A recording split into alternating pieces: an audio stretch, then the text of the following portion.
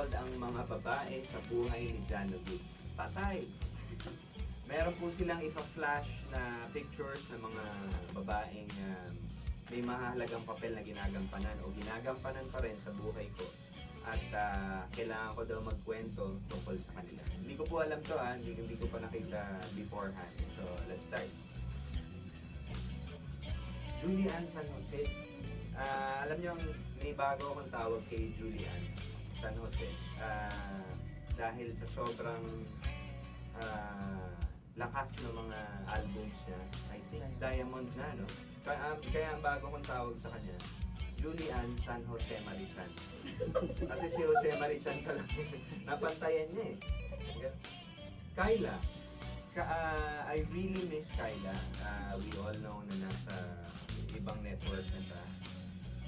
But I wish her well. Before she left, syempre lahat ng mga, magkakasama kami sa isang room niya, nila Kyla, sa isang dressing room. Everybody was wishing her well. Good luck, we'll miss you, nagpapapicture sa kanya. Ako lang yung mag-isa dun sa dressing room na sabi ko, hindi na ako magpapapicture siya. Bakit naman po yun? Ayoko mahirapang magpaalam. Sabi ko yun naman eh. Hindi, tandaan mo yan. Parang sinisit ako siya. But we miss her sa Sunday All-Stars and we wish her well. Isa yan sa, for me, genuine yung talent ni Kyla. Hindi niya ginagawa yung hindi fake yung mga ginagawa niyang tawag nun vocal calisthenics. Nasa puso niya talaga yan. Jeneline Mercado, pag sinabi mong love team si Manilyn, no? And before sa concerts, ang partner ko talaga either si Regine or si Jaya. But when it comes to recording, I think ang partner ko talaga is Jeneline. Maganda yung chemistry ng voices namin on record. Sabi nga niya, parang lucky charm daw niya ako sa mga album niya. And likewise, ako rin. Hindi pwedeng hindi siya kasama sa album. Jenny de Belen, yun sabi ko si Honey Grace, namimiss ko ng makasama siya sitcom or in any TV show. And I think she's doing well naman sa bagong network. Donita Rose, well, she's here, di ba? Nandito siya sa GMA ulit. And alam naman, nakikita naman kami minsan, but I think she still looks good. Kahit na mami na siya ngayon. And I miss working with her. Jaya is, kung merong King of Soul, Queen of Soul to eh. It's always a pleasure singing with her. And she's a good friend. Nagkaroon pa ng time na I think she was fixing her house or something. Medyo nag-stay muna siya sa amin for a couple of weeks or a week. Ganun. So, we're that close. Asia Songbird. Ako, well, sabi ko nga, kasi kami ni Regine, we started together with the same management, no? When she was starting and I was starting, pareho kami ng manager, so lagi kami magkasama. And I think that, dahil lagi kami magkasama, I think that started yung machismis din kami ni Regine. So ngayon, nakipare na siya. So, nauna ako, pare. Joke lang. Even up to now, siya pa rin yung pinipilit gayahin ng mga younger ones.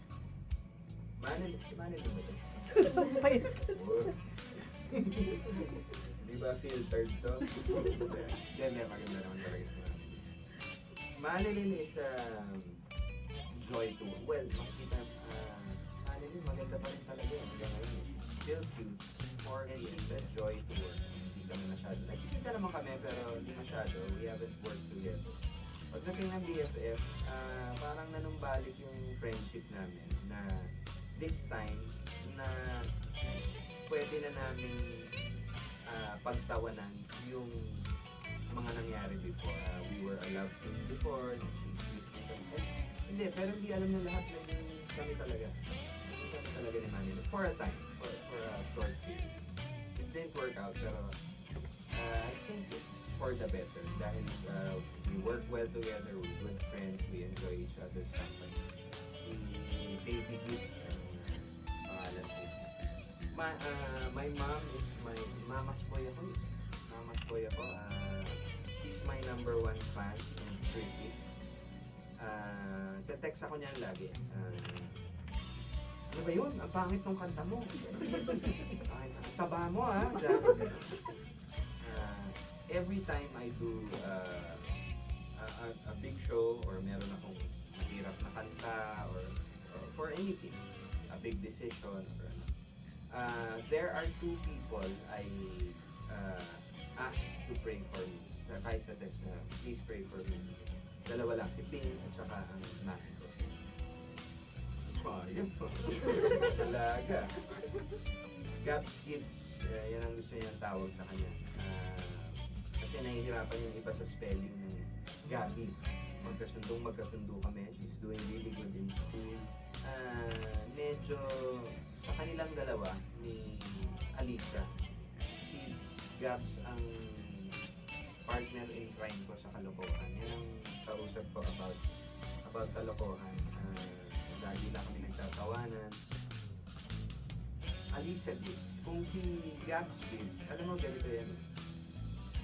Si Gabs ang mas kahawig ko sa side namin ng family. Pero ang ugali mas ding, mas medyo matapang. Si Alisa naman, mas kahawig ni Ping, pero parang mas kaugali. Chill, mas chill siya. Sobrang lang din nitong si Alisa. I think she's growing up to be a very responsible adult, which I'm very happy about. Wow, this is like sad. Bago lang to, alam ko pa yan. Yun nga, like I said, hindi lang kami talaga showy, no, or vocal in public about our relationship. Hindi kami yung type na Han, babe, ganun. But in person, we're really good together. I think we're a good team, kaya hindi pa rin kami nagsisira hanggang ngayon. Maganda yung balance namin together. Ayun, as parents, as husband and wife, I think we're a good team, so huwag kayong mag-worry. Okay na? Meron pa ba? Akala ko meron pang iba eh. Nabitin ako. Si ano, wala. Si ano. Hindi kasi Jimmy. No! Tayo dyan. Ako ready pa.